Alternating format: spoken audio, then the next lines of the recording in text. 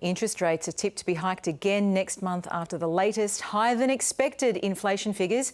Consumer prices are growing at their fastest pace since 1990, driven by rising travel and electricity costs. Annual inflation is now at 7.8%, and that's raising real fears of even more mortgage stress.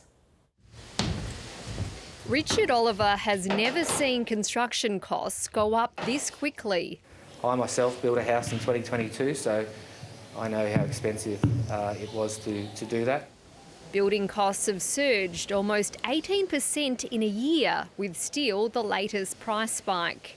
In the 12 months to December, consumer prices shot up by 7.8%. In the last quarter, inflation was up 1.9%, driven by rising electricity bills and soaring costs to travel here and overseas. Food went up slightly, however, fruit and vegetable costs did come down after the East Coast floods. The cost of new clothes is also increasing, so some are mending what they have, like Honor Wolf, whose rent just went up. Obviously, the cost of living is extremely high, especially when it comes to bills, rent. The Treasurer is blaming the war in Ukraine and supply chain disruptions.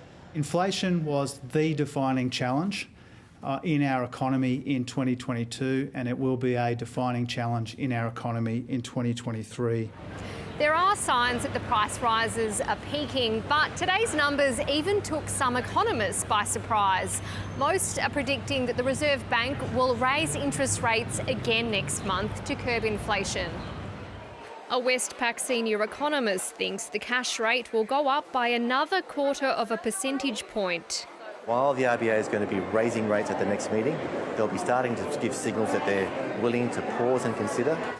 Richard Oliver is worried about how high his mortgage repayments could go. It's a nerve-wracking market, it's a nerve-wracking time. A sentiment that is felt by many Australians. Emilia Terzon, ABC News.